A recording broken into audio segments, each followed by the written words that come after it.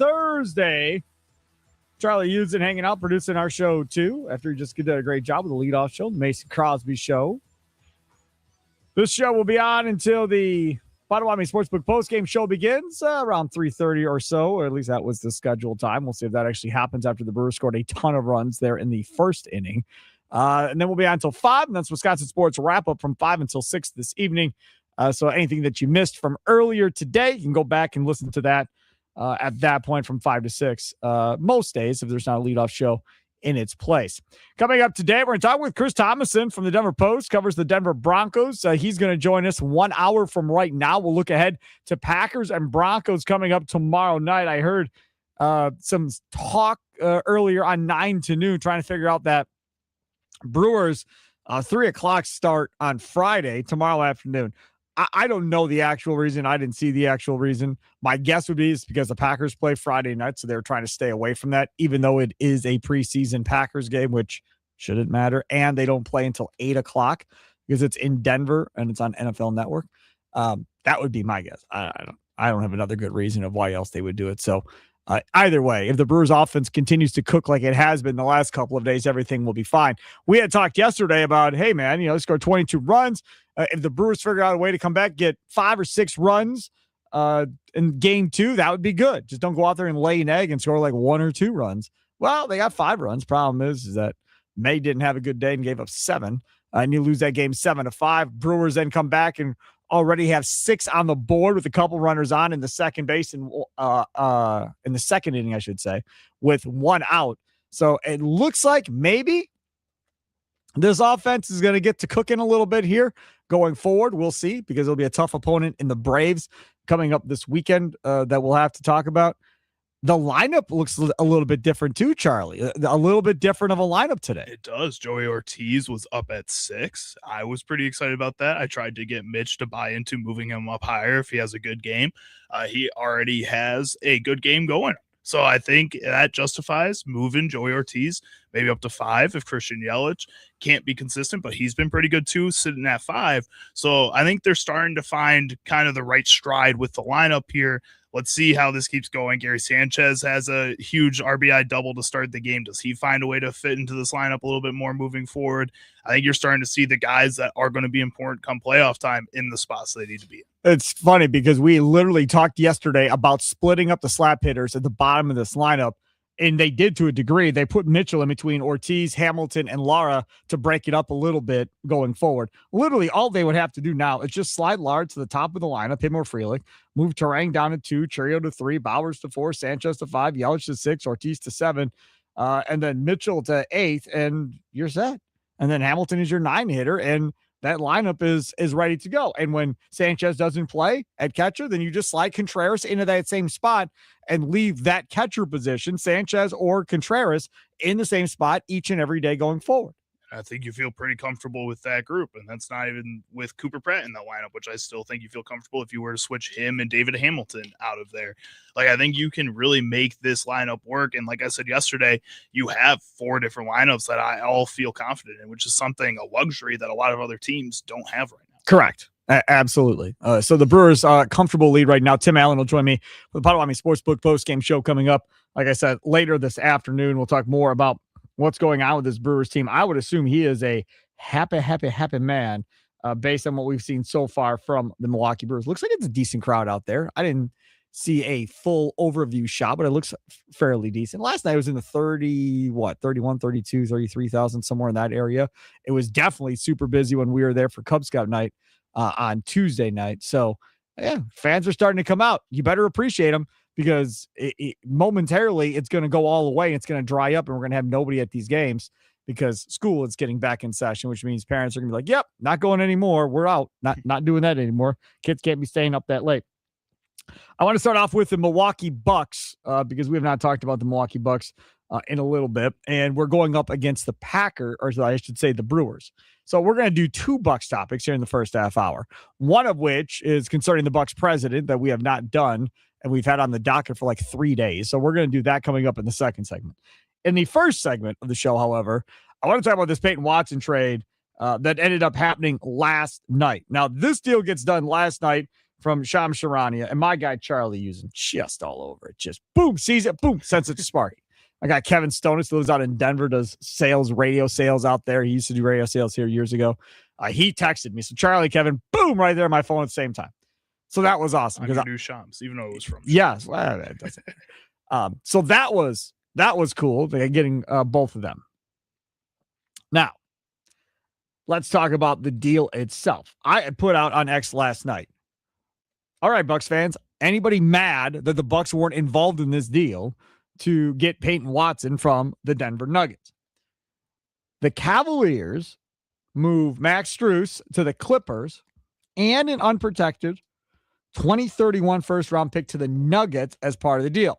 Denver will also receive a 2032 second-round pick from the Cavs, previously owned by the Sacramento Kings. Now, let's talk further about this.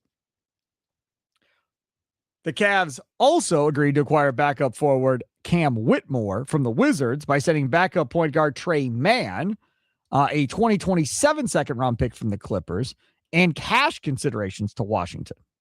So that's the whole deal. It's a pretty big deal. Lots of picks moving around. But for the most part, Denver ends up with picks, and they don't have to pay Watson the money that Cleveland did. And apparently, the deal that Cleveland agreed to was what, like $22 million a year, I believe. 4 years, $88 million. Correct. So that's a pretty big deal for the Cavaliers. But the Cavaliers, they weren't done yet. Oh, no, because here comes news today that the Cavaliers came up with another deal. James Harden to the Cavaliers, or back to the Cavaliers, new 3-year, $97 million contract to return to the Cavalier with a player option and a trade kicker. That's according to Sharania. So they dropped quite a bit of money between Watson and Harden here in the last couple of days. That first one is a 4-year deal. So you're talking, what, up to like the 2031 season, I want to say? Mm-hmm. This one here is only a 3-year deal. So that takes you through the 26, 27, and 28 season. So that unprotected one in 2031 might actually turn out to be pretty good for the Nuggets at that point. Will the Joker still be on the Nuggets by that point? I have no idea. Will they be in rebuild mode, transition mode? Who knows where Denver will be? But from a Bucks perspective, you would have had to give up Jaime Jaquez. You probably would have had to figure out a way to get off of AJ Green. And you probably would have had to throw in at least one first-round pick to get this deal done. Now, we know the Bucks weren't in wanting to move 2 first-round picks. That was clear as day by everybody reporting on the story that they weren't going to do it. And it didn't sound like anybody else was willing to give up 2 first-round picks. But they still got an unprotected one in 2031, which I think Denver is happy with. And because of their luxury tax issues that they have, they weren't in a position necessarily to try and go pay Watson that much money. I'm just going to ask you the same thing that I asked everybody last night on X. I'll read some of those responses. Anybody mad that the Bucks didn't get in on this Watson deal? And part 2, there are still 2 other cats sitting out there for possible sign and trade. Benedict Mathurin, who was a guy that was drafted by the Pacers years ago. And he, the 1 year in the playoffs, did pretty good against the Bucks. A scorer, I guess you could say. And then the other guy is Jonathan Kuminga, who is still sitting out there. And everybody is waiting to see where Jonathan Kuminga lines up. Do either of those guys float your boat in thinking that they would be good fits for the Milwaukee Bucks? I think Kuminga is a guy that probably has more upside as a potential star player, maybe more than Mathurin. Mathurin feels more like a good player, maybe not the potential to be a great player. Maybe I'm wrong. Maybe you disagree. Let me know. Nikolai Law talking text line 414-677-1250, 414-677-1250. Like I said, the Bucks president talked to Madison over the weekend, and we're going to get to that in the next segment. Charlie Usen, your thoughts on all of this? I think with this Peyton Watson deal, after hearing what they ended up giving up, what they ended up paying him to, I think I'm all right that the Bucs didn't really end up in this deal. I think overall, throughout this whole entire process of the rumors with Peyton Watson to the Bucs, it was never really something that I was super excited in. It was something that I'd be intrigued about, just because this Bucs team is back at ground zero. Having anything new, having anything different is a fresh kind of feel to it. I like that. I think with Kuminga, even Benedict Mathurin to some degree, I am definitely more excited about, because those guys have shown in the past that they can be elite scorers. In Kuminga's case, when he's at his best, looks like an all-star caliber player. Benedict Mathurin, not so much. He feels like more of a 6 man of the year type of guy. And if this Bucs team was closer to potentially competing, I think that would be a good fit. But because they're still kind of trying to figure out what they exactly are at this point, that's a guy I would rather stay away from. Kuminga, I think, is the last option here. And even with him, even with that all-star type of potential that he has within him, he hasn't been able to consistently take hold of that. And if he comes to a team like the Bucs, and for some reason Ryan Rollins looks really good again, you keep him around, or one of these rookies ends up being really good, like Braden Burries, like we saw in the summer league, and he ends up not getting the shots that he wants, does he get mad right away that he's on a bad team, that he's not getting the shots that he should possible get? And then that's a whole nother problem, because he had that same problem with the Golden State Warriors when they were struggling. I mean, this Golden State Warrior team, I mean, what's on this team right now? Look, if we're going to break down shot attempts, we've done this already, but we'll do it again. Tyler Hero is going to lead the team in shots. And then I'm guessing it's going to probably be Ryan Rollins is going to be the second most shot taker. And then I don't know. I don't know who it is. I think it might be Braden Burries. KPJ, if he's still on this roster. That's the other thing, though. I was talking to one of our sales guys, Shannon, about this earlier. Shannon's like, I'm good if they don't do anything else. Damn, man, you can't go into the season with this roster. We're going to play a 5-guard lineup out there and try and run guys out of the gym. Is that what you're going to do? No boards? I just don't think you can go into the season with this roster. They've got to continue to tinker with this a little bit. Somebody out there would want KPJ if you're not going to interested in doing that. There's another guy. Guys like Ryan Rollins, even if you wanted to, they won't trade Rollins. If you got the right kind of offer, I don't see why you wouldn't. Well, there's teams that are going to be interested in one of your guards, and that's the best offer you got on the table for all three of them. I mean, you might as well move on from Ryan Rollins. This fan base acts like it's their firstborn. I mean, the way they guard him, and that's what it is. And I'm not saying he's bad. I don't think he's bad. I don't know if he's him like these guys, everybody else is. I think he was a nice player on a really bad team last year. Now, if this team gets better, how will that look? And again, you are now out there with Tyler Hero, who's going to take shots. Jaime Jaquez, he's going to get his shots. Like, if you start talking about who takes shots, Hero's going to get what? 15 to 20 shots a night. You're going to have Burries will probably get somewhere around 8 to 10, maybe.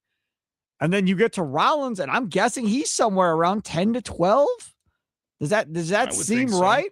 And I think in a Taylor Jenkins system too, I would assume Miles Turner probably ends up getting more shots than he did last year with Doc Rivers. Who cares? It's going to take more shots. He's going to take more shots from those other guys. Yeah. He's going to be added into that mix a little bit more, because you saw that with Jaren Jackson. My point is, I'm not working to get him shots. I want Burries to get shots. I want Hero to get shots because I want to move Hero. And then who was the other guy that I said? Hero, Burries, and Rollins. And he's got to get shots. So when you're running this offense and you're drawing up plays, trying to figure out who are your guys that you want to get shots for, those three guys are the guys I'm running offense for to try and get them shots. And then whoever gets shots off of penetration and kick or whatever, so be it. Transition dunks to your guy. I mean, that's fine, but I'm not running, at least I'm not running offense for Miles Turner myself. If you want to raise his trade value after a really bad season, you want to try to move on from him at some point, don't you want to force him to some shots at the beginning of the year to see if you can get something at the deadline? Okay, let me ask you this. Let's counter it. Here's my counter. Who do you think has a better chance of raising their value this season and getting you something? Tyler Hero or Miles Turner? I think Tyler Hero is what he is. I think what Miles Turner did the last season, because he was so awful, has the better chance of raising his trade value because it plummeted. I don't think there's a lot of teams that look at that contract and look what he did last year and say, ooh, that's the guy I want. Look at what he did in the offseason when he was talking about Giannis and all these other stories that he was a part of. Like, people don't want that. If you can go and play basketball well in the first half, I think people forget about a bad season and go, oh, Miles Turner from the Pacers, that's the guy we're looking at right now. Let's trade for that. You wonder what the conversation is with Taylor Jenkins from the standpoint of how we want to approach this, what type of offense we're going to run. And then who are the guys that you kind of circle of, we want these guys to be our guys that we run this offense through. Every team has them, whether you have a superstar like Giannis or you don't have a superstar, because everybody's got that. I mean, in Detroit, it was Cade Cunningham has to go be that guy, right? And then we want to get Duren more involved. And then you start picking guys out and trying to figure out that core, that big three or whatever. With the Bucks, it's going to change year to year until they get that core that they're comfortable with. They're not going to be comfortable with Miles Turner long-term. Certainly not comfortable with Tyler Hero long-term. Don't even know if Ryan Rollins is a guy long-term. The only guy that you're pretty certain about is going to be here for a while is Braden Burries. When you hear the president of the Bucks talk in the next segment, you're really going to be blown away by what he thinks of Braden Burries. So we'll get into that.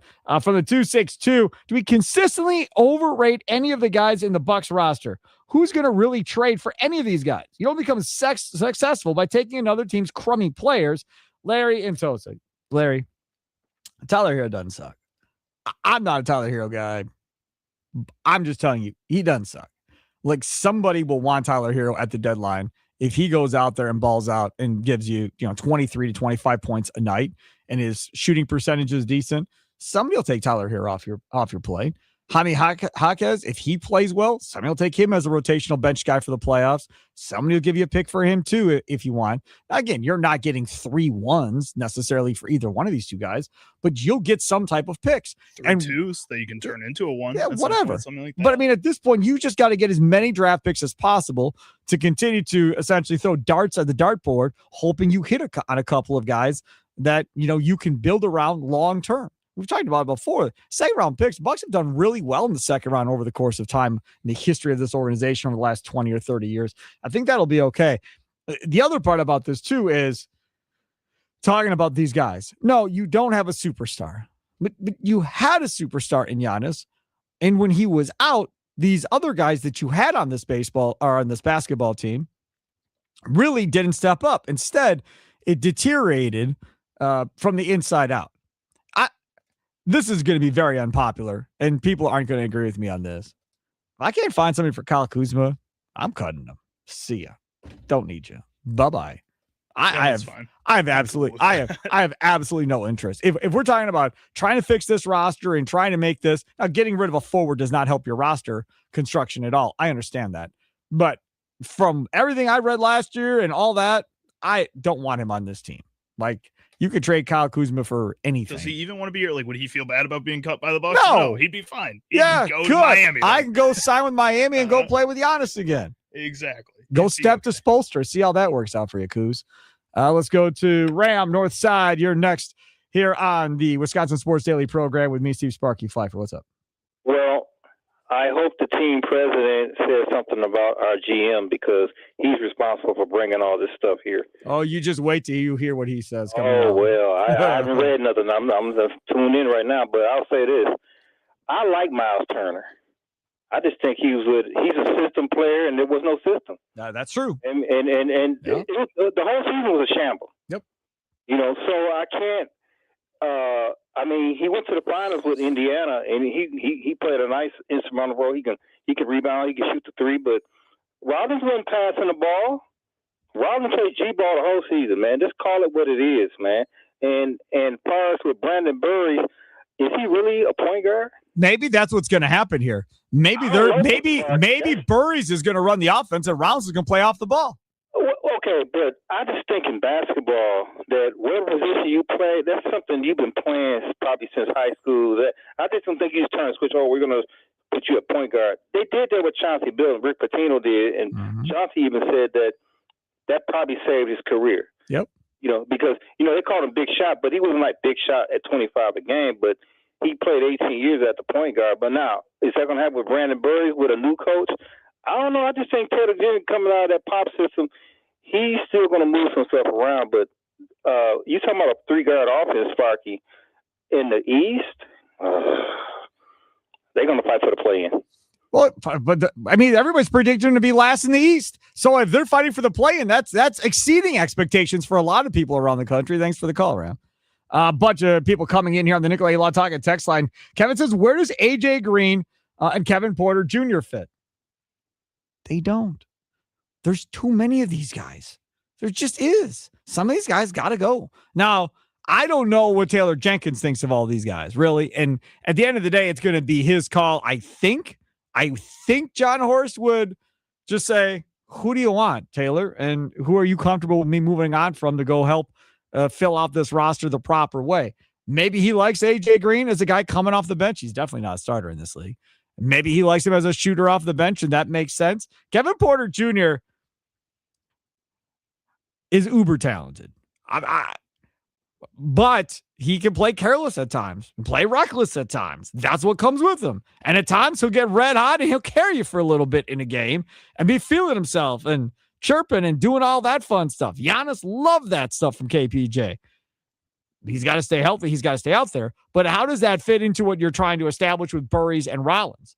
Is KPJ a guy that you want around those two guys playing the way he plays, or would you rather just eliminate that from, the deal here and let him go play somewhere else? I think just eliminate that from the deal. Again, he feels like the easy answer to get out of here. You didn't trade for him.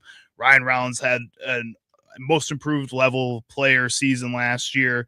I think these are the type of things that you have to look at and say, you know what, he's the odd man out. Yes, he's talented. He's got these spots where he looks like a star, right? But also we're his fifth team now at this point. I know some of that has to do with some things off the court, but some of it has to do with on the court and his inconsistencies, not being able to fit within any single kind of system, along with other guys who also need those kinds of shots. I think this is just something where you have to cut your losses with some of these players and give him an opportunity to go somewhere else. And I think you do that with some of these other guys on this team too. Back to the Nicolay Law Talking text line 414-677 from Kyle. He says, no, I'll take a bag of donuts for Kuzma. He sucks.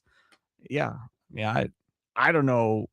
I mean, I like Duncan. Is he worth a bag of Dunkin' Donuts? I don't know. Debate amongst yourself on that one. From the 414, agreed, Sparky. Ditch the dead weight from last year's Bucks team. Regardless, Taylor Jenkins is the key to all of this. Absolutely he is. He has. Because, again, and coming up at the next segment, you'll hear from the Bucks president.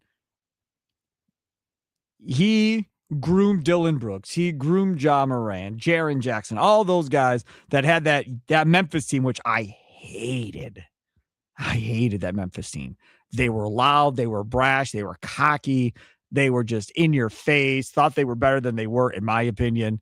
And then they got hurt, and that was the end of them. And they never put it together. But when they were healthy and they were young and they were going, Jenkins had them playing at a whole different level. So now the expectation is, well, if you did it with them, now you can do it here.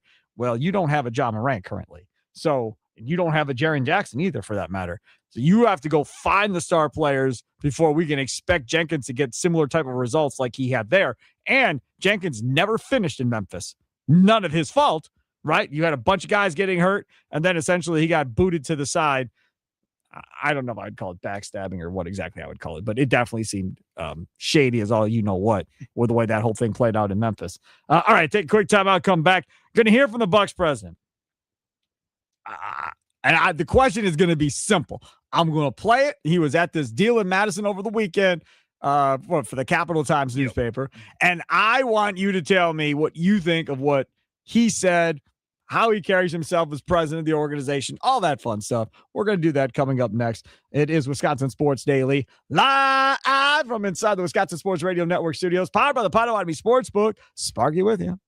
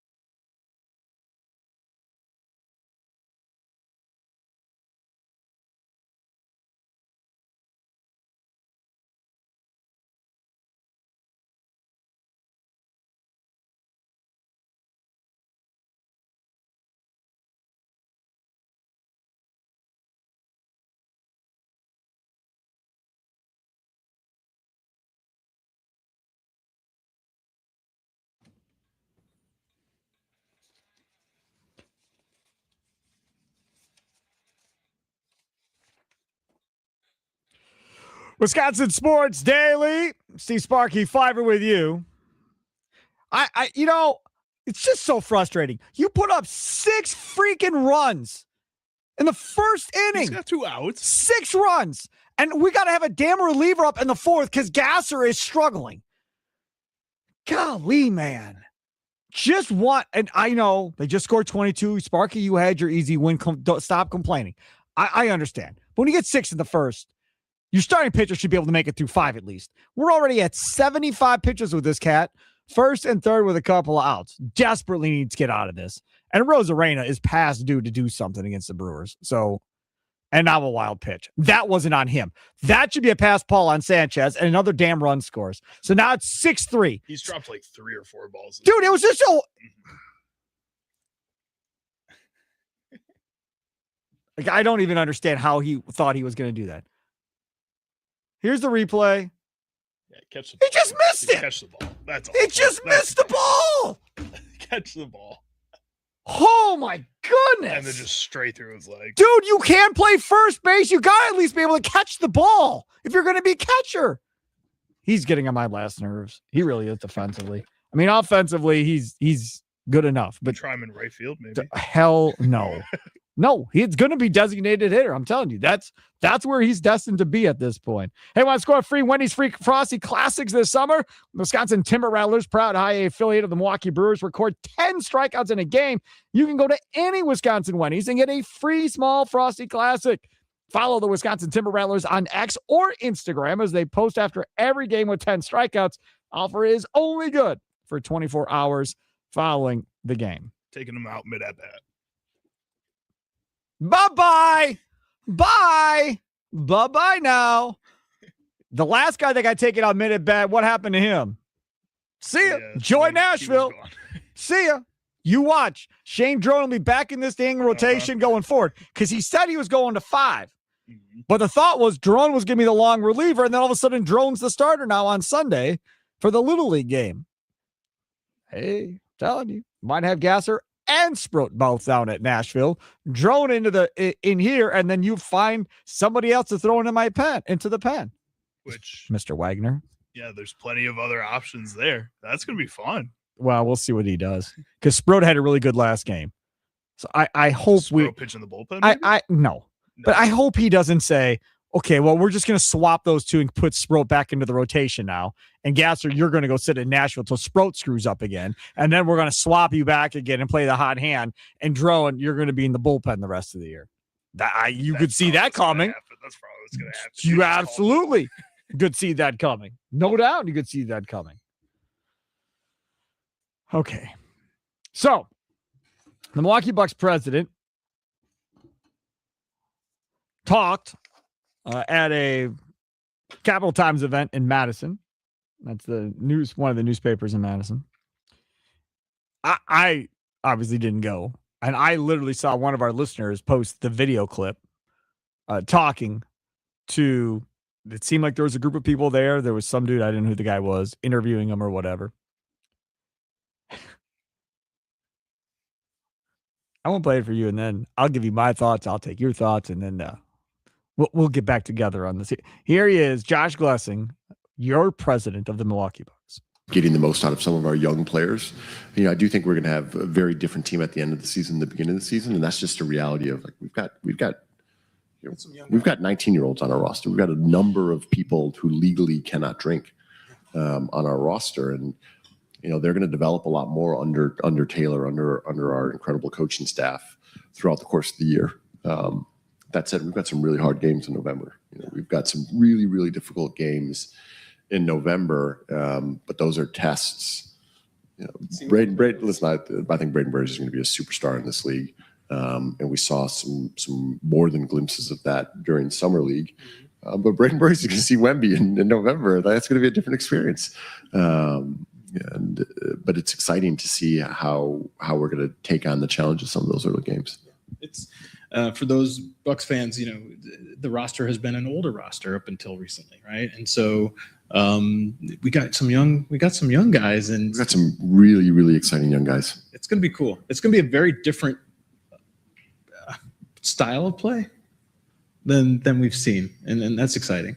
Yeah, listen, I think it starts with Taylor Jenkins, and then some of the great talent that we've been able to fortunately assemble, led by John Horst. But we have some really, really interesting, and this we get to peek behind the curtain a little bit. We've got a better sense than a lot of people, but we've got some real ball players.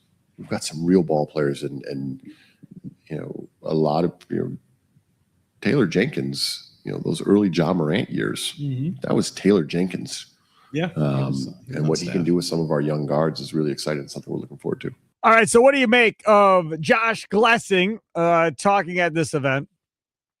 Chad Patrick came in for the Brewers, immediately gave up, finished out the bat. That was a walk, then gave up a hit right off the bat. Patrick, another Murphy guy. So first and second now with 2 outs. Now it's 6-4. They could very well be losing by the time we get to the 5th inning. They could very well be losing by the time they get to the 5th inning, but in the Mason, or at the end of the leadoff show with Mason Crosby, because he hopped on for the parlay for the people, we were talking about how this has to be an over on the game, just because the way the first 2 games have gone, that both these offenses seem like that they're playing well enough, and then you get to this point and it's already the 4th inning and you already hit the over. Problem is, I don't know the Brewers are going to score again. I mean, I love the fact that we got 6, but how many games have you seen where the Brewers throw up a crooked number early and then they don't touch the scoreboard after that? Happens quite often. And it's not just a Brewers thing. I think it happens across Major League Baseball. You get a big first inning, you relax a little bit, and you got it, and then your pitching falls apart, or your defense falls apart, and here they come. I feel like you've seen a lot of the opposite, too, where like teams just go silent for the first 7 innings or so, and all of a sudden put up 4 or 5 runs in the last 2 innings and make it really close. They don't tend to win the game, but they just make it really close towards the end. I feel like you're just getting explosive periods of like 2-3 innings for a lot of these teams. Charlie, using over there, Steve Sparky Pfeiffer with you. Just play the comments by Josh Glessing, I should say, at the Madison Capital Times event. What do you make of the new president, hearing him really, I think, kind of for the first time in an open setting, kind of having a free flow and talk a little bit off top of his head, not having anything scripted and written and just standing at a podium and reading, but really just talking. 414-677-1250, 414-677-1250. Don't forget, you can watch Wisconsin Sports Daily on the Growth Law video stream on Instagram Live, X, and YouTube at WI Sports Radio. Injured growth gets it. I was not impressed, if we're being honest. It sounded like a college kid this was his favorite team and was, all giddy and excited that he got to run the team, and off we go. There are just some basic things that you just don't do. Number one, you don't go and tell everybody that Braden Burries is going to be a superstar. Let's start there. Let's not have that conversation. Let's not even bring it up. Let's have the kid play a regular season game before you start throwing superstar expectations on top of this kid because of a summer league game or 2 that he's played. Please, for the love of God, don't do that again. That's number one. Number 2, nobody cares that you have 19-year-olds on this team that can't drink because they're not 21. It's the NBA, dude. They're all over the league. That's what this league is made of. Are the guys that are 19 and 20 years old that can't legally drink. Welcome to the draft lottery. That's the whole draft lottery. That's pretty much everybody. You have freshmen coming in. That's what you're taking. Everybody around the league has 19 and 20-year-olds. That does not make me throw a pity party for you because you got a bunch of 19-year-olds that can't drink. That's number 2. Number 3, the Wemby thing. He's going to get to face Wemby. He's a guard. Who cares that Wemby's out there at center? Yeah, he might get a shot blocked like everybody else in the league. Like, that's not going to affect him. He's got to get by the guy guarding him first before he's got to worry about getting to Wembanyama. He's sure the heck's not defending Wembanyama, right? This isn't Giannis. Oh, Giannis gets Wemby. Okay, that's a conversation. Fine, let's talk about that. This here, one does not relate to the other. Stop. That's crazy talk. Don't care. Am I really analyzing and overanalyzing this cat? Yes, I am. You want to know why? Because this is the first time he's been in this position where now he's going to be learning on the job as we go forward here and trying to figure out how to do this. I promise you that Josh Glessing in 10 years, if he has this job or another president of an organization job in the NBA, will not conduct himself in this manner in 10 years at another public event. Want to know why? Because he's going to be seasoned. He's going to know what to say, what not to say based on how everybody reacts. And he's not going to be as loosey-goosey with everything like he was there. It felt like you were watching a college kid that just got control of an NBA team, and he was just talk, all excited. And then the Taylor Jenkins thing. Yes, he had John Morant. Yes, he had Jaren Jackson. Yes, he did a great job in Memphis and all of that. Now, again, just me. We don't need to talk about that a whole bunch.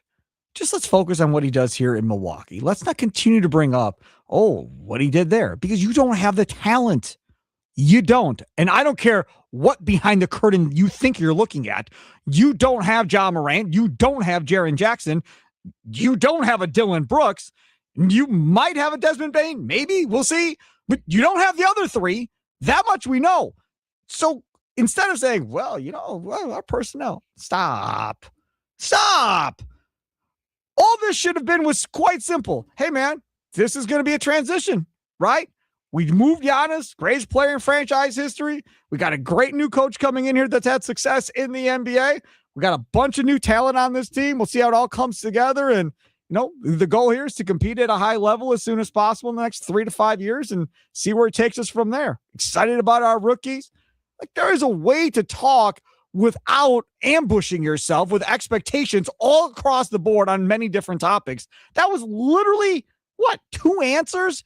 Who knows what he said the rest of however long he was up there. I think you're definitely overanalyzing Oh, my this. God. I think you're overblowing this by a mile. Horrible. I think the job of the president, the main job of the president, the job of the GM is to build the team and make this team work and see how that works on the court. I think the president's job is to sell this team. And I think making sure that you're selling it to the fans, making sure you're selling it to the city, making sure you're selling it to your sponsors moving forward. I think he kind of did a pretty good job of that, actually, by saying that Braden Berries, when you lose a star like Giannis, is going to be that future star. That doesn't hurt you if that doesn't end up being the truth. Star. That doesn't hurt you if it doesn't He's end up never being the truth. played a game. Josh, based on what? Doesn't hurt you if it ends up not being the truth. The follow-up would be, Josh, based on what do you think he's going to be a superstar? That's not what this conference was. This No, conference there was for a the guy Cap asking Times. questions. This was a conference for the Cap Times that's talking about business. I think what he's doing for the most part is trying to sell this team right now. So he's selling tickets like a carnival barker, Yes, essentially. that's exactly what he's doing because this team is garbage. And Maybe we were that just would talking be about that. Maybe that would be a good job for him. Be a carnival barker. Go sell tickets for a carnival. That's what you need to do with That's this great. team right now. Come on, man. This fan base isn't a bunch of idiots. I mean, and He's that's not what you're trying- saying. he's Let's lost- see how much we can lie to He's him and trying to fool sell him. to new people that potentially want to buy into the team. When he brings up that, these guys are 19, all these guys are super young, he's trying to sell to a younger demographic who could potentially be new Bucks fans with this new generation of Bucks players. Like, that's what he's trying to do in that moment. That's who he's trying to sell to. When he talks about and brings up Victor Wembanyama, it's not because he thinks that Victor Wembanyama and Braden Berries are going to go up against each other. He knows that if you say Victor Wembanyama's name, it's going to get you clicks. That if you bring that up, that's the type of players this team is going to be playing, that might be able to sell that, and that you can try to push that kind of connection. He's doing anything to sell a bad basketball team. That's what he's doing right now. That's fine. You can be fake and make crap up. I'm just telling you, I don't want to hear it. I have no interest in hearing it. And a majority of these Bucks fans have been watching it that aren't age 5, that don't know anything about the NBA other than, Wemby, yeah, Wemby. Okay, fine. Maybe you're going to convince those kids that in 15 years or 20 years, when they have enough money to buy an NBA ticket, that maybe they can go to a game. But right now, I mean, you're not 19. No. But tickets aren't cheap necessarily in the NBA. Now, if you suck, they're going to become really cheap on the third market, whatever else, Ticket King or wherever you go, StubHub, and get your tickets for a quarter, 50 cents, like it was back in the day when they were god awful. Now, having said that, I don't think they're going to be 15-win bad necessarily. I think they'll probably be better than that. I just don't like, me personally, and you and I can disagree, and it's okay. I don't like setting false expectations and putting additional crap on top of guys that literally have not stepped onto a floor. Like, absolutely insane. It doesn't make any sense to me whatsoever, because now you're going to be like, you said he was going to be a superstar. It's year 3. He hasn't even made an all-star game. What the hell happened? Right? Then what's he going to say? Uh, I think the majority well, of did you people buy aren't some keeping tickets this as a and receipt. go? I will. I know you will promise because you. you're petty. I You're going promise to be you. doing that. I promise But you. I think most people would just forget about the clip. No, I don't think you forget about that clip. That clip had a ton of response. It was all over the place. It was great. I was reading down all the different comments, people reacting to it. We'll see. But Carnival Barker, I mean, that might, yeah. I think that's a fair his way. job is to sell the team. That's what the president does. Absolutely. You got a bunch of dog crap, try and sell it and Mhm. convince That's somebody your that job. it's not. That's your job. That's what That's you get paid pretty for. much what it is. It's not going to work. At least not in this market. Maybe it would work in a bigger market. If you want to sell tickets, we got to go to break. If you want to sell tickets and get people back into that stadium when you're not very good, it's really very, very simple. Slash your prices, slash your concession stand prices, slash your parking prices, and people will give you a shot and come out and support you. If you stink and none of those prices change, you're going to have an empty stadium. And I don't care how much crap you want to tell me about how great everybody's going to be. It's not going to matter. So if you're not going to win, the only way you're going to get a majority of people to come to your games is if you start slashing prices. And that is not something that happens in pro Not by sports. being honest. In pro sports, people don't slash prices. Sometimes you'll have a $5 menu like the Falcons had. Some of these do that. They'll be around here, but some of them do that. The Brewers, they had the 414 menu, like $4 junior hot dogs for kids and stuff. That's a pretty cool deal. All right, quick timeout. Wisconsin Sports Daily, live from the Wisconsin Sports Radio Network studios, powered by the Potawatomi Sportsbook. Sparky with you.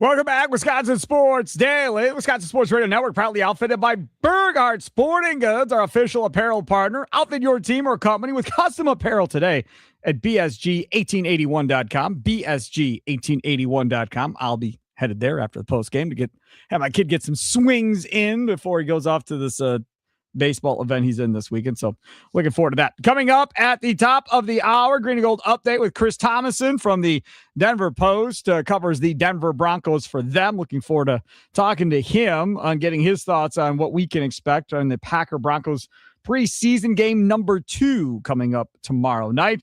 Charlie Sounds of the day. We'll get to that at his normal time coming up at 3:20. Don't forget about our fine folks over there at Bryant and Stratton. Looking for a college where you can excel in the classroom and on the field. At Bryant Stratton College's Tosa campus, you can compete in the NJCAA Division II athletics with more than 20 men's and women's teams to choose from. Keep playing the sport you love while earning your associate degree in business, healthcare, criminal justice, or digital marketing. Athletic scholarships are available for those of you who qualify. Visit bryantstratton.edu and discover how Bryant and Stratton College is built different for you. And as I've said many, many times, it is a no-brainer to make sure to go do that. Chris Thomason coming up next, Wisconsin Sports Daily, live from the Wisconsin Sports Radio Network studios, powered by the Potawatomi Sportsbook.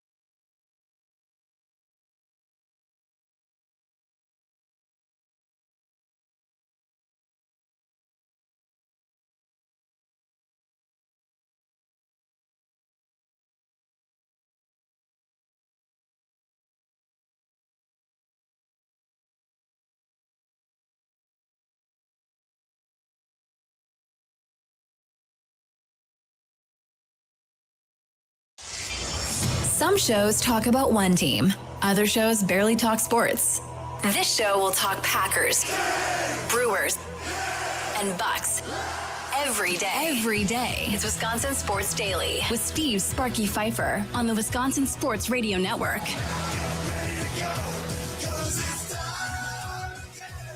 It is time again. Welcome in. We are live from the Wisconsin Sports Radio Network studios, powered by the Potawatomi Sportsbook.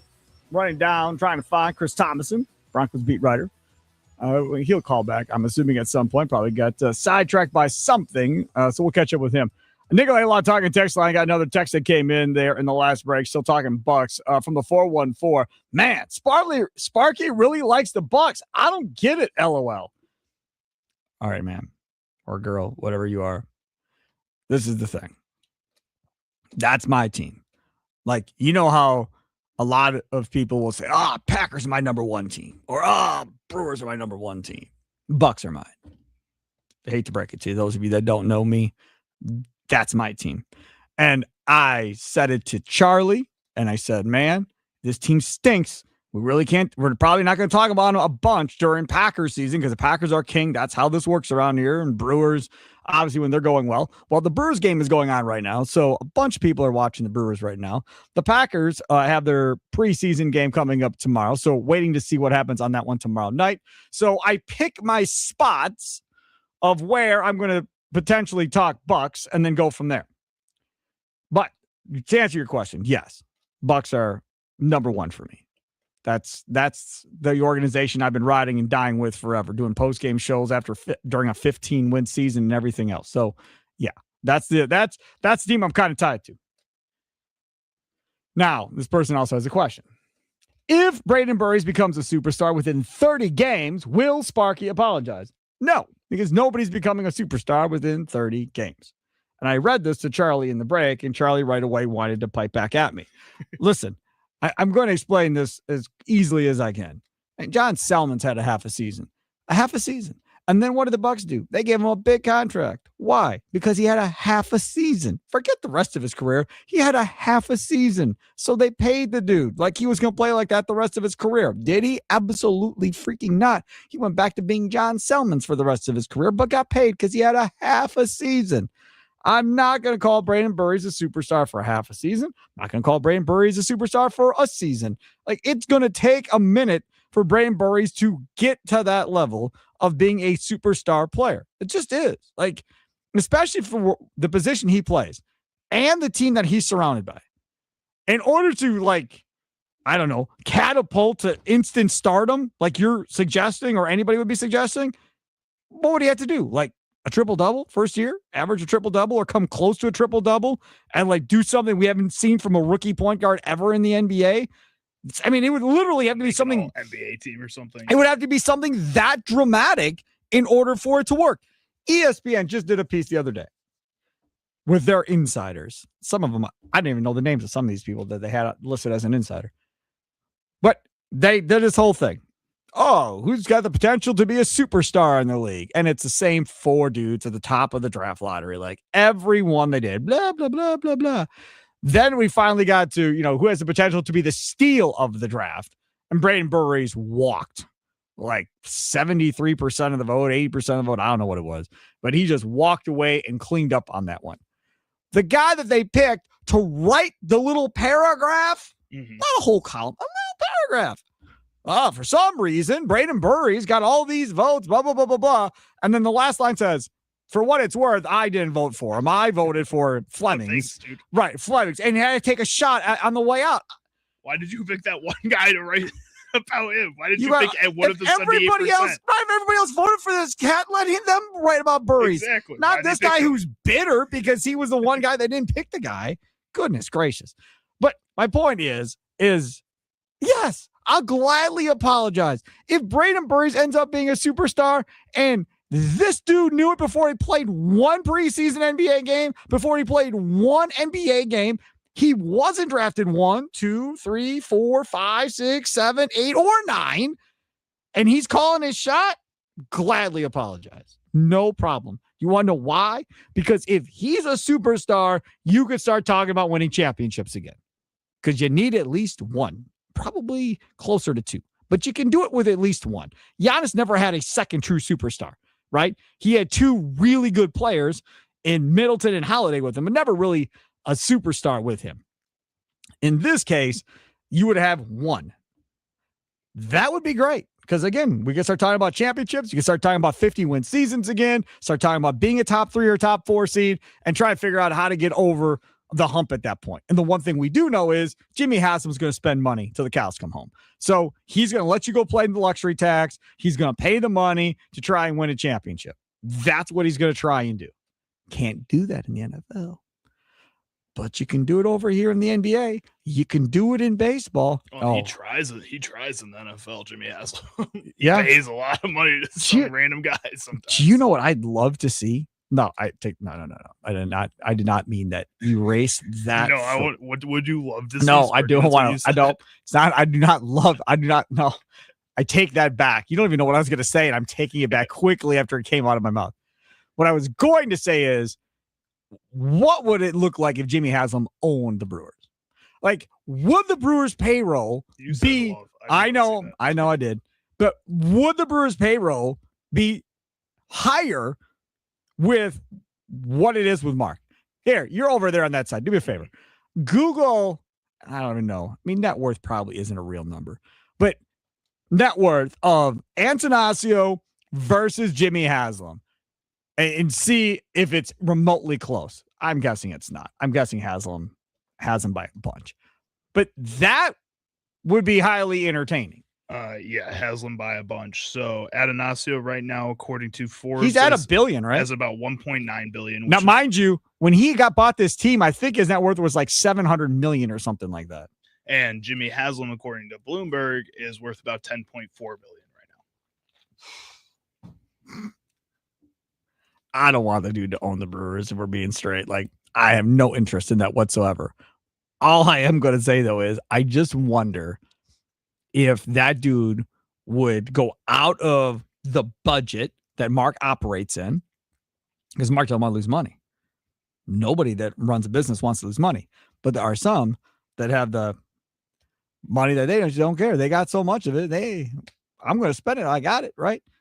I just wonder whether or not, if you had somebody that was uber rich like Jimmy Haslam and they were running the Brewers, if they would be like, I'll take some of my own money. We're going to try and make this work and try and win a World Series here before this whole thing is said and done. I don't know if Jimmy Haslam would play outside those lines to try and get this to a World Series, or if he'd play in the lines and operate within the budget where you don't have any real TV and radio money to speak of. There's no big deals coming down there like they are in LA and other places. So you're operating against that. You have a huge fan base that attends and supports your product. Probably, if you're talking market size versus numbers going, probably the best in baseball from a percentage standpoint as far as who goes versus how many people you have living there. So the fan base is dominant from that perspective. And then you talk about revenue coming in and how much are you selling revenue-wise inside of that stadium and on the peripheral to try and make this all work and go. I really think Mark is doing the most he can without losing money. And I know a lot of you would be like, screw that, lose money and go try and win a World Series. I understand from a fan perspective. I just don't think he wants to play outside that box, just like Bud Selig didn't want to play outside that box either. No, and I'm looking up the rankings of the richest MLB owners right now, and you look at a guy like Ken Kendrick, who owns the Arizona Diamondbacks. He's only worth about $1.2 billion, which ranks him the 26th richest owner in the league. And he's done that. He's gone all out in a little bit of a smaller market in Arizona and Phoenix and tried to pay and buy a bunch of players, went out there and signed a bunch of one-year deals, and it got him to a World Series in recent years. But it also has kind of demolished any chance they have if one of those big money guys gets hurt, and it could tell Marte, guys like that, over the past 2 seasons since they've made that World Series. So it's really kind of put them into a hole a little bit here that I'm sure he's kind of regretting. I know you made the World Series, but right. It would have been nice to win that extra World Series to justify spending that much money. And I think the Washington Nationals had that experience when they did win the World Series. They spent a ton of money to get to that point, and I think it worked out for them. It's the same deal there, but it didn't work out for them. The Brewers look at those two teams and say, I can't risk a 50% chance. I forgot what year, but when the D-backs won their World Series, I think it was the year that they had the trader on that team. Mhm. The owner said they lost money that year. Hey, you want to try to call Chris Thomason again? He just texted me. He's like, hey, are they calling? We're 8 minutes past. I was like, they did call, man. We did call. You didn't answer. So he'll try to get Chris Thomas on. Again, the Broncos beat writer who does a great job. And if you've listened to the station in Milwaukee prior to us being shut down for a long time, he used to cover the Vikings back in the day. He covered the Miami Heat before he covered the Vikings as well. He came up as an NBA guy. And then switched over to being an NFL guy when he got the Vikings job. And now he's been covering the Vikings, the Broncos, I should say, for the last several years. And before that, the Vikings. So I got to know this guy, Chris Thomason, when he was an NBA guy back in the day. But we're both old, so it was a long time ago. We had dinner, had a steak dinner, me, you, and Gary Wolfel back in the day. Remember that, Chris Thomason? Am I on? Yeah, you're on, man. I asked, Oh, do you okay. remember? Do you remember us having a steak yes. dinner back in the day? No, I would never forget a dinner with you. They just said you'll be on in a minute, and I thought that there was going to be delay, and I heard you talking, and there you are. Here I am. How are you? I'm here with you. Chris Thomason joins us on X. Chris Thomason, Broncos beat writer for the Denver Gazette. I want to start before we get to the Broncos, because obviously I want to do that. I would like you, because you're one of the people that have covered the NBA and you have covered the NFL. Can you compare and contrast what the beat life is like covering the NBA versus the NFL? Well, the NBA back in the glory days when all the players talked and you got them on game day like 3 times a day sometimes, after shoot around, pregame, postgame. That was the ideal. You can't beat that. But the NBA has gotten more restrictive, stars not talking. The NFL, meanwhile, during the season now, I would say it's better than the NBA because you've got open locker rooms and all the guys are there, and they're not running and hiding as much as they do in the NBA. It's still, I do miss in the NBA. I mean, you could talk to the stars of the team all the time. In the NFL, they make the quarterback usually available 1 day a week on Wednesday, and then sometimes star play, 1 day a week. But in season, though, I would say just for rank and file players, NFL now is maybe better. Is the travel and the experience that much different for NBA players versus NFL players? Well, and NFL is so routine. I mean, like for me personally, I know when I can make doctor's appointments, what have you, because they're always off on Tuesday. I mean, I could pretty much tell you, looking at the schedule, what I'm going to be doing every single day during the season, and it's very routine driven. Meanwhile, in the NBA, it's like you never know if they're going to practice. I remember covering the Miami Heat for a couple years down in Florida when they won their 2 championships with LeBron, and you wouldn't know if they would practice after a road game until the next day when you would call the Heat hotline at midnight, and it would be, oh my God, the Miami Heat is not practicing tomorrow, or the Miami Heat will practice tomorrow.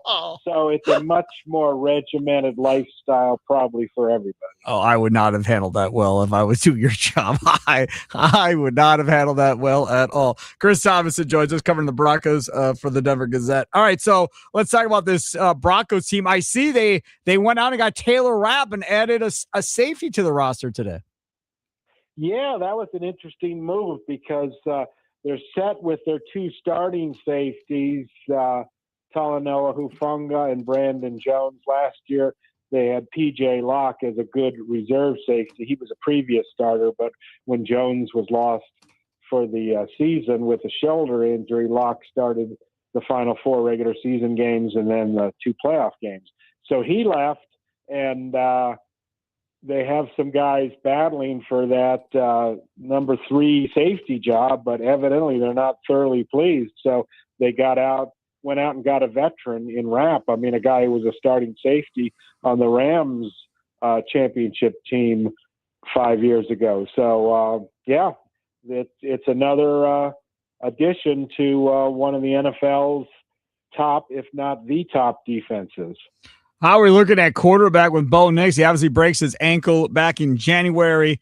How is that recovery coming? And I'm assuming he's probably going to play against the Packers. Yeah. Coach Payton said maybe about 14 snaps or so. So this is a much anticipated return because he broke his ankle, as you said, in the playoff game against Buffalo, had a couple of surgeries. He's been shrugging things off. I'm fine. It's just a broken ankle. I'm full strength. But, there's always doomsayer fans who, he won't have the same mobility. Yep. So we'll see. I mean, I don't know if we'll tell much in preseason, but, once the regular season starts, I mean, he's been very elusive in avoiding sacks and running in his first 2 years. We'll see if there's any drop off there, and we'll go from there. What about Jalen Waddle? That was a big move by the Broncos to go get Bo Nix, a wide receiver, and a guy that, back in the day, he had a ton of upside in Miami, explosive type player. How has he worked out with Sean Payton in that offense so far?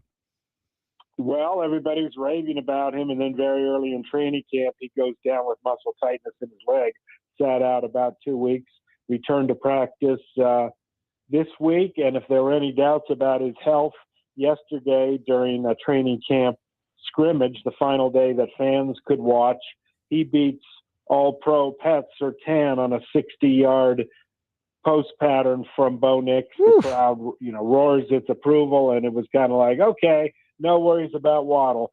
So I would think he would play against the Packers tomorrow. I mean, he certainly was fully healthy on that particular play. Talking with Chris Thomason, Broncos beat writer for the Denver Gazette, here on Wisconsin Sports Daily on the Wisconsin Sports Radio Network. Steve Sparky Pfeiffer with you.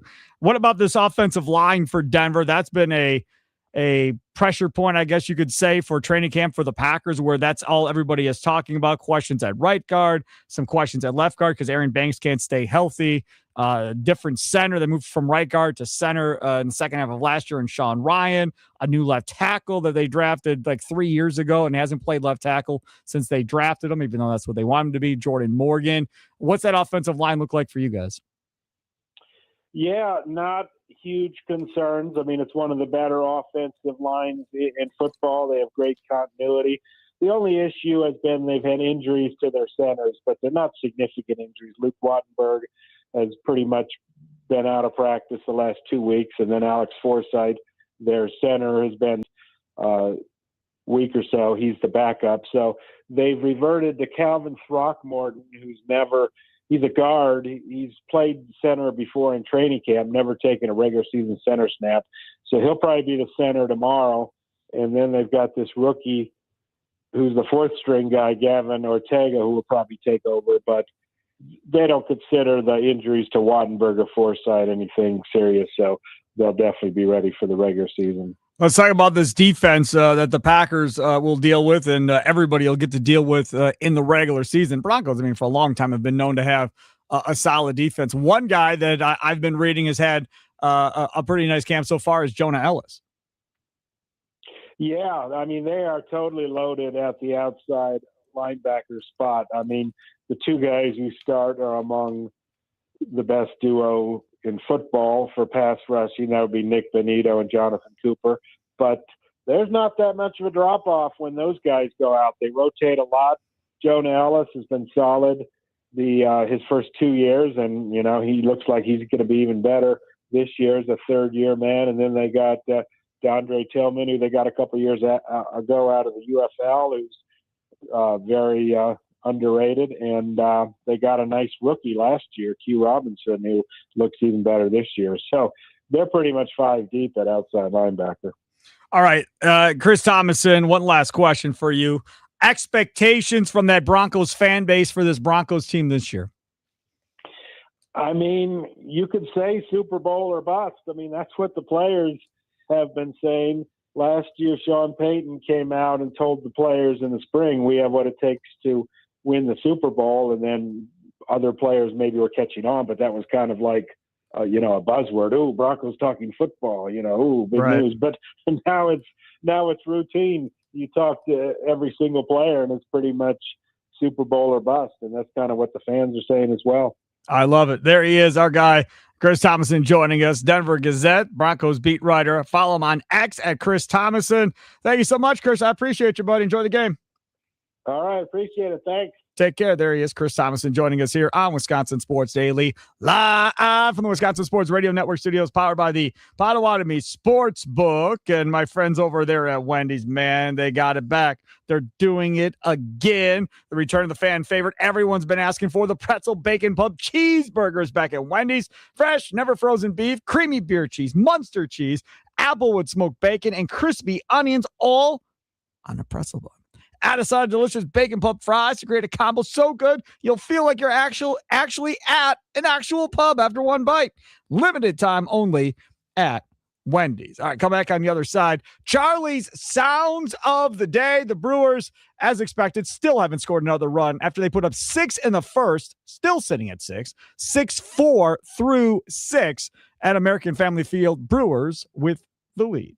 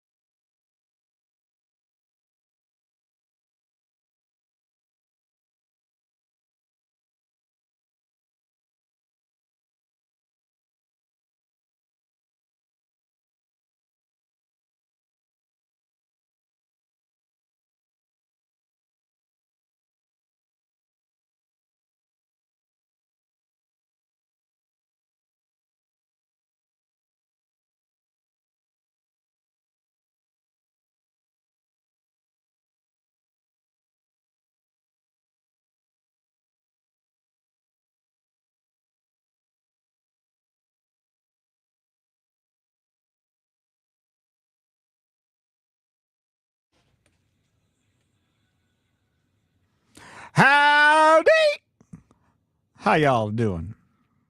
It is Thursday. The weekend is almost here, I tell you. It's almost here. One more day for some of y'all. I'm off tomorrow, but plenty of action going on tomorrow. Mitch Thunder Nellis will be at Natty Oaks on National Avenue in West Allis from noon until 2. Delicious food, shuttles to and from games right there from Natty Oaks. They got like 5 or 6 shuttles to take people. It's amazing. So they got that huge outdoor patio area to go outside and eat on too, take advantage of the nice weather. Then from 2 to 3, Mitch Thunder Nellis will stay at Natty Oaks and host the leadoff show. Then Charlie Usen meets you from 3 to 5 with Wisconsin Sports Daily. That's true. Mm-hmm. I'm gonna get a big bowl of chili. That's my first thing I'm doing. Yeah, that is a big old bowl of chili too. Josh Albrecht all about his big bowl of chili over at Natty Oaks. So yeah, Charlie will be there from 3 to 5. And then once the game is done tomorrow, Tim Allen and Aaron Morris will have your Potawatomi Sportsbook postgame show. They'll be in studio, not at Natty Oaks. Either way, go out Natty Oaks tomorrow, enjoy some lunch, maybe go out and enjoy some dinner. Listen to the Wisconsin Sports Radio Network. Everybody would love to see you out there. I will not be there because I am off this weekend, but I will be back on Monday. Doug in Racine, you're next up on Wisconsin Sports Daily with me, Steve Sparky Pfeiffer. What's up, Doug? Yeah, I'm already on my weekend, so I work nights 12. But good for you. Hey, I was listening. I'm watching the Brewer game in low volume, listening to you guys, and Thanks. I heard the intro. Packers, talk Brewers, talk Bucks, and I'm like, I haven't heard any Bucks stuff in a long time. And then all of a sudden, you come on with all the Bucks stuff. That was really cool. Here we are, That was baby. really cool. Yeah. You know, I'm a Bucks homer too, long time, from Okeski days to these new young Bucks. Humphreys, Allen Robertson, go through them all. Oh yeah. my God. I got you. Joe Paul Buck is Pierce. one of my Yep. guys. Not Paul Pierce. Ricky Pierce. Yep. Yep. And Sam Cassell, all that. Oh, yeah. But it's nice to hear you guys talking about it. And I'm excited too for this young team. I know my hopes are a 7 seed, 8 seed, just to screw the first round pick we don't have. Correct. So that's my excitement for this year. But still excited about the Brewers. You know, I haven't been a baseball fan for a long time, but definitely coming around to them now. You should, man. Get on the bandwagon. They've been good for a while now. They just can't get over the hump in the postseason, but they are. Yeah. It's definitely a fun time to go to a game, see a game, do all of that. And yeah, a lot of fun for sure, Doug. Thanks for the call. Appreciate it. We went to the game the other night, and I told you my fiasco trying to get into the game and so forth. Because you're an old person, yeah. Man, I mean, if we're being honest, like tailgating at the park is what you should be doing if you got a family, man. I mean, they're charging like $13 for. Now, again, it was a double hamburger. There were no single hamburger options at the food concession stand I was at, right? So it was only double. That's all you had. Double cheese or double cheese with bacon. Those were your options. Like $13. Fries are like $8. I was like, man, I didn't even eat. I was like, I'm good. I don't need to eat. I'm fine. Don't worry about me. So we got the kids the 2 Jeter hot dogs for like $4 a piece. Got her one of those double cheese burgers. Okay. She didn't even finish it. So I got to eat half of hers because she couldn't finish it. But I was like, man, like it's no joke. I mean, if you all eat there and then you get, cotton candy, like there was parents buying their kids like ice cream and all this. I was like, don't even think about asking me for ice cream right now. Y'all ain't getting ice cream while we're here. And maybe if you wanted an adult beverage on top of that. Man, too. on the way home, I'll just stop at Wendy's, get $1 Frosty. There's your ice cream. And they love Frosties versus paying whatever it is there. God bless y'all that can do all that. That was some high price stuff going on. Well, and I think for there. some people at this point, that's a one-time a summer thing. Like you don't go to that many games anymore because of the price. So then you go and you're like, okay, I can justify paying this much on the food because it's the only game we're going to. Correct. Yes. Where you go in going, all right, I'm going to spend, $100 on food or $150 on food and souvenirs, whatever else. Kind of like, this is going to drive people crazy, but kind of like when you go on vacation to like Disney World or Disneyland, where you save up with the idea of, I'm going to go be dumb and I'm going to spend this amount of money and the kids can have whatever they want. And we're just going to go have fun because I planned to go in spending this much money, because that is also super overpriced, right? Way over the top. haven't been there since 18, so I can only imagine how expensive everything is now. So Let's say get ready. that's the same It's coming thing. up. But it's just like when you go to Vegas, right? There's another perfect example. So everybody can do Vegas different. I learned, thanks to my guy Tim Allen, who took me to Vegas for my very first time back in whatever year that was, 96, 97, whatever year I turned 21. And he was just like, look, he's like, the best way to do this is divvy your money up into different envelopes for every day. Only spend money, whatever you have divvied up for gambling that day. Have your own separate money for food and whatever, but do not go hit an ATM. Do not go take out money. Stay within yourself and only spend whatever you have for those days. That's great advice. And that's the best advice you could have. Unfortunately, there was one time where a couple of my friends, when I didn't go on the trip with Tim, but Tim was with them, Tim meets up with him the next day. Hey, how's it going? Blah, blah, blah. Oh, man, we were up. And they lost it all. And they sat around and rode buses and looked at people the rest of the time in Vegas. So much fun. I was like, damn, dude, come on, man. Y'all been there before. You got to be so, I mean, I think it's a similar type thing like you're saying. The prices have just changed since 1996, 97 too. Like my friends just went for my buddy's birthday and they're like, just for the flight and the hotel that they were staying at, like the Caesars and stuff, like they were staying at the big one. So all that adds up. Caesars is old though. Well, it's something like that. One of those places, but they're like, it's like $1,000 just to go. A person. And I was like, I can't do that. My girlfriend can't do that. Dude, back in the day, you would have like another however much depending on the person, because some of them are more responsible than others, a lot more than I could have possibly ever imagined. The liquor's not going to be cheap necessarily. All that all the food dinner, you eat, one nice dinner because it's his birthday, they still all spend a ton of money. Yeah, I was like, there's no way, man. No, I mean, it gets back. It's I'm a day myself. Back in the day, man, you could take like a fun jet vacation was like, I don't know, $400 or whatever it was. That would include airfare and hotel for 2 nights. My girlfriend and I were looking at next Halloween, not this upcoming one, but 2027, going to Ireland maybe for like that Halloween, because apparently that's supposed to be like the Halloween country capital of the world and stuff. So we're like, oh, that'd be a lot of fun. And it was like $1,000 combined for both of us for a round trip, Airbnb, and to like just hang out. That's really good. Exactly. We're like, we'd rather do that than go to Vegas for 1 week and spend that much on each of us. So is Halloween like your thing? Yeah, that's probably our favorite holiday. Yeah. Okay. Disney World's not your thing though, right? No, I mean, like, I would go like maybe when I have kids. I'd be happy. No, forget the kids part. Okay. I'm telling you right now, and I don't know what it would be. It might be similar cost wise. I have no idea. Y'all should go down to Florida and do the Universal Studios Halloween night with all the haunted houses. Will and stuff. Scare. I mean, it's not for every adult. I won't do it. We love haunted houses. Like we go. No, like they're like doing everything while you're walking through the park. Like it is. I have no interest in doing it because I'm a scaredy cat.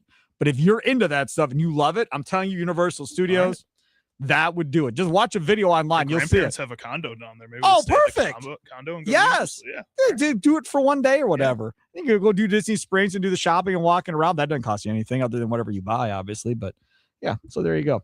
I'm selling something other than Disney. Very unlike me, but if you're into Halloween, it's definitely a thing. All right, it's Wisconsin Sports Daily, live from the Wisconsin Sports Radio Network studios, powered by the Potawatomi Sports. But coming up, Charlie's Sounds of the Day. Let me tell you about my friends over there at Habish and Rotier. Tomorrow at 4:20, Charlie is going to do Plead the Fifth. I'm not here, so y'all can throw me under the bus all you want at 4:20 and just co-ed Sparky to plead the Aaron fifth at 4:20. Share those ones, yeah. Seamhead Ferguson. I'm sure he'll probably text in about Sparky ought to shut up about baseball. He doesn't know anything. That's fine, whatever. Habish and Rotier. Check them out today. Go by Habish.com. National reputation, hometown service. All you got to know is this. Yes, they win a lot of cases. Yes, there's been safety laws created. All of that is fine. As I always tell you, it's all about how they treat you as soon as you walk in the door. That's it. Are they looking you in the eye? Are they taking notes? Are they asking questions? Are they comforting at all while you're having the conversations? Or are they cold-hearted and just want you out of the office and trying to get your money? Like all of that matters. Because if you don't like the people, then you shouldn't sign with them. And I don't care who the lawyer is. Whoever it may be, if you're not comfortable and you don't feel like that person's in, the hell with them.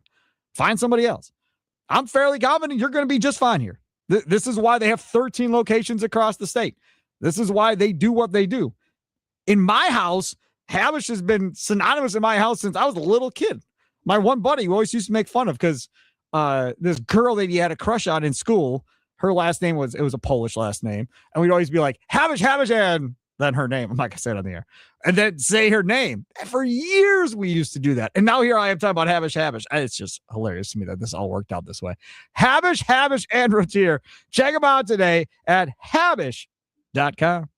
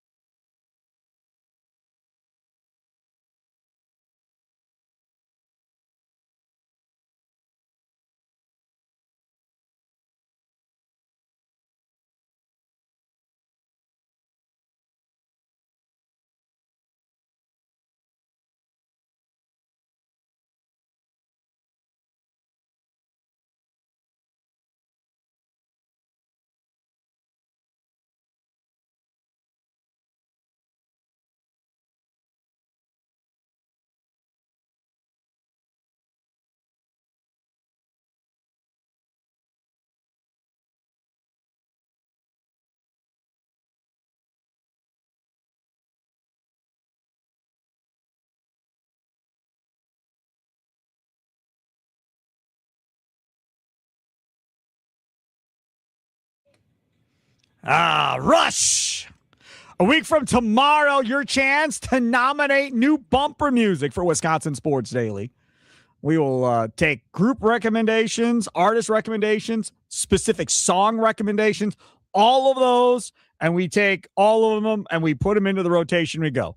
Simple rules. No swearing in the songs. If there's swearing in a song, it's not happening. It's just not happening. So it's got to be appropriate for the radio at the end of the day. As long as it's appropriate for the radio, we'll play. Now, Charlie wanted to make it a category specific. Mm-hmm. So it's 1980s, 70s and 80s is what I said, right? Yeah. 70s and 80s music. It can be rock. It can be rap. It can be I think hip-hop. You said 1980s or older. Or only 80s or older. Okay. So 80s or before. It can be whatever it is that you like. I'm not even making it like country or rock. Just saying 80s and prior. Pick any songs that fit into that era, and we're all good. And Aaron Moore suggested that I should pick a bunch of songs just to make you mad. So ones that you're that I'm know for sure you're not gonna like. I thought he was a good guy. No, he loves instigating too. It's awesome. That happens when you hang out with Tim Allen for too long. Exactly. I know where that comes from. What sound clips will Chicago Charlie pick today for Sparky? Will Sparky become enraged? Will laughter ensue? It's time for Charlie's Sound of the Day. It's Wisconsin Sports Daily on the Wisconsin Sports Radio Network. Brewers up 6-4, top of 8, runner on. Here comes Cal Raleigh, who has stunk all year. Worst player in the history of baseball, according to the season. He's having the worst season ever. What do you think's going to happen? Ground to a Ashby. double play. Think so? I think so. Yeah. Okay. We'll see. See how this goes. That was a good pitch. Yeah. Good first strike good on a start. curveball from Ashby. That's good. I would love a double play to end this to get to the bottom of the 8th. That would be great. All right, Charlie, where are we going first for Charlie's Sounds of the Day? Right. First up, we're going to head on over to First Take, where Adam Schefter, NFL insider for ESPN, was on there discussing the latest college sports ruling made by another random judge because, again, the NCAA just keeps letting people do whatever they want. Apparently, there's a judge in Colorado that's going to issue a further ruling today, and I think there's a lot that's up in the air. What I do know from the NFL standpoint is that on Sunday, August 30th, that is the final NFL cutdown day, there are 32 NFL teams that essentially will be releasing 37 players each. That's 1,184 players. I don't know how many of those 1,184 players have used up all 5 years of their college eligibility, but I would venture to say probably not a lot. So you're talking about the prospect of multiple players who don't make it on the NFL rosters, then having the option, potentially, of going back to play in college football. And then there'll be cases where even a player who has the chance to join a NFL practice squad or even an active roster at the veteran minimum might opt to go back to college football. So for more money, college football programs now, as Pete Thamel alluded to, are actually looking at NFL teams and studying preseason tape to figure out how they might round out their roster. And if they're bringing in NFL players on September 1st, then that means they're cutting some players from their college programs. And we are living in an unprecedented Wild West world where it's gotten crazier and crazier. And this may be the single craziest moment that we've seen yet. I know we don't want to strike in baseball. I think college sports needs to strike. I think they need to take a break for a second to say, nope, this is not happening. All this stuff that's been happening over the past year and a half is so dumb. All the coaches just walk out. Freezing. All the coaching staffs everything. refuse to coach. We're done. We're all walking out together. There'll be no games. We're done. I mean, Badgers, you better get in this. That's all I got to say to you right now. Y'all better get your little butt involved in this. Go get you a couple of NFL guys to add to this roster. Fickle, you don't got time, man. You got a brand new AD in Sean Eichhorst, who is a Barry guy. You ain't. So you better win. If that means going and grabbing a couple of defensive players that couldn't make an NFL regular season roster, or even if they could and you could convince them to come play for you because you're going to give them $1 million and they're going to get that in the NFL as a veteran minimum or whatever, see ya, right? I mean, you got to get involved. Either play the game or get beat. And I'm telling you right now, these top echelon teams are going to play the game. They're going to play this game. We'll see, but I bet you Ohio State, Alabama, LSU, Baylor did it in basketball. Yes, Kiffin at LSU is going to be poaching guys. That's going to definitely happen. So if you want to play at the high level, Wisconsin, you better get your butt in there and try and do something about it. How stupid is this? The NCAA is so dumb. They might be the dumbest organization in the entire world. Like, not even just in sports. The fact that you didn't even think to put in the rules when you're building all this NIL stuff and just say the moment you put on an NFL practice jersey, you're not allowed to come back to the game. The moment you put on an NBA practice jersey, you're not allowed to come back to our league. Like, it is that easy. Instead, no, you just said, yeah, let's pay everybody, man. Like, that's what everybody wants, right? Let's just pay everybody, and that's it. That's all we're going to say. We're not adding any kind of stipulations, rules. Just figure it out, and now they're getting screwed. A minimum salary for a rookie this year is $885,000. So you could go easily make $1 million. Some of these guys are making $2-3 million. Easily go make $1 million and go play there, party with the chicks, do all that stuff, and then potentially later come back. I would say this: if I'm the National Football League, my point out of this is you remain under contract with your current contract with your current team. So if you leave to go play college football, you are not re-entering the draft. That's not happening. And you are still under contract with your team. So if you want to waste a possible year of going towards your pension to go play college football, go right ahead. And that team that drafted you still has your rights. That's correct. That's what I mean. Go straight back to that correct. team once you're ready to go. So you're not going to go. You're not going to go ball out and be the number 3 pick in the draft next year and screw this team. You're still the property of this team, and you are not going back into the draft. Saints drafted you. You're going straight correct. to New Orleans when you're ready to play. Exactly. You're not going back into the draft. The NFL can put their foot down. The NCAA can't do nothing about that. And it just feels like the NFL doesn't care. I know this is brand new news. This is also I feel like the NFL should have immediately had a statement been that's crazy. Yeah. Let's figure this out. And I know the NFL doesn't want to make the NCAA their minor leagues or whatever, but it's right there. Figure it out. Figure out how to save college football. We're there. This is crazy. We are definitely there already. All right, what you got? Next up, let's head on over to the Dallas Cowboys, where Von Miller was doing his introductory press conference, and he was talking about what he offered Hunter Luepke, tight end for the Cowboys, for his number 40. I don't know in uniform I'm gonna be. I know Hunter is 40. I think 58 that's a Denver thing. I think 58 is I wore 58 so long in one spot. I wore 24 last year as well. That's already taken as well. But Hunter, we already started off on a great foot. I'm a team guy. Whatever it takes to get it done, I'm sure we can figure something out. Even if it doesn't work out, that's just how it's supposed to be. I'm not gonna get caught up in the number, but I did make some offers to him already that he can't. I feel like he can't really, come off of those. I think a lifetime supply of chicken, I do it. So, whatever it takes to to make it happen, whether it does or not. I'm here to win games. I'm here to win a Super Bowl. A number would be nice, but I think the most important thing is to win a lot of these games, playing big games, and the number would just be an afterthought. I mean, that's nice. Would you take a lifetime supply of chicken for your jersey number? No, man, I don't like food like that. What do you don't even have to, that's free food. That's for the rest of your life. Oh man. If we're going to play this game, you're going to get me some lifetime guaranteed pass to Disney World where I can go to the front of every line for the rest of my life. You go buy that from Disney, however much that's going to cost you get my jersey. I don't need $10, $20 million. I want the power to be able to go on every ride when I want to go on it, not at the stand line behind a bunch of kids, take my kids, go to the front of the line and go on every ride as much as I want. That's what I want. You want the Walt Disney pass. Yes, that's correct. Give me the Walt Disney Gold Card, whatever that is. I would definitely take a lifetime supply of chicken. Cause then whenever you're a little broke or something because you're Hunter Luepke and you might not have a job in the NFL for the rest of your life. Well, so there is that. Low, and it's just don't got to worry about food. Yeah, I'll just go grab a pack of chicken from the store because I got a lifetime pass to buy whatever chicken I want, man. But it would have to be to a certain brand. Yeah, but that's obviously right. Fine. Yeah, I think Von Miller in that clip was wearing the chicken brand hat. And that was smart. That was the play. Yes. That makes a lot of good sense. Take a quick time out. Come back. We'll see if this Brewer game ever ends.